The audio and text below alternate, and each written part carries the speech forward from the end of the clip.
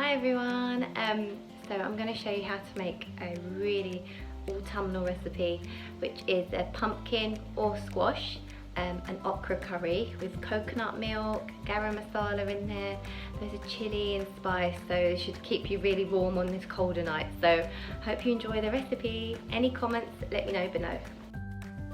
Right, to start off our recipe, we kind of get all our ingredients out and do all the prep. So we've got like butternut squash, coriander, garlic and ginger. We've got some chili, onions, curry leaves, coconut milk, okra, tomatoes, and we've also used some spices. So we've got ground cumin, ground cinnamon, a dash of turmeric and some mustard seeds, and that kind of gives it a really tasty flavour. Mustard seeds and pumpkin or squash go so well together, and it's really like a warming flavour that it kind of gives it.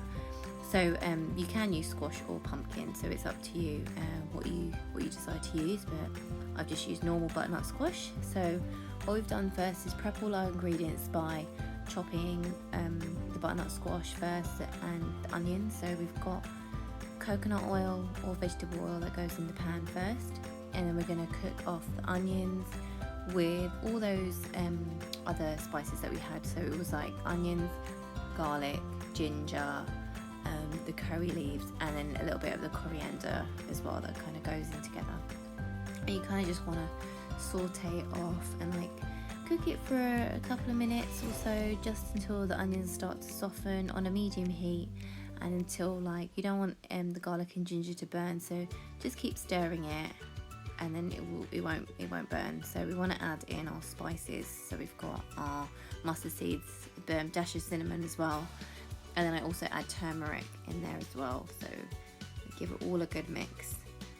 So you can see we want to mix everything together with the butternut squash and then the tomatoes. The tomato just kind of gives that curry sauce a little bit of sweetness, so we kind of want to almost just dry kind of fry it all together before we add in our coconut milk. So 1 can of coconut milk should be fine.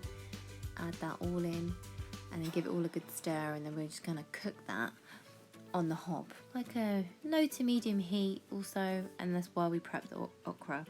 So with okra you can find in most Asian supermarkets, so I've just kind of cut the tops off, so we're going to cut them into small pieces.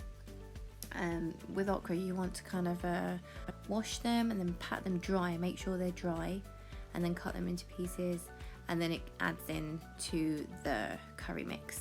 So we add that in. So at this point the curry's probably cooking for about 10 minutes. You can see the sauce is like thickened and reduced a little bit as well. So we add the okra in because the okra needs less time than the squash to cook, so probably like the last remaining 10 minutes or so. And then at this point we're going to add in some tamarind. So you can find tamarind in Asian stores or most supermarkets. You might find a little jar of concentrated tamarind paste.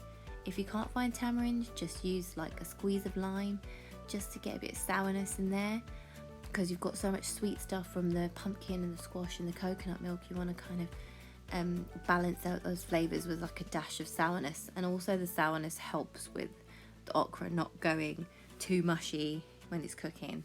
And then we sprinkle over some garam masala at the end of cooking to finish it off, and then that is pretty much done. You can see how good that looks. There we go. Hey guys, so I finished my recipe for okra and squash. As you can see, how amazing does that look? Really super tasty.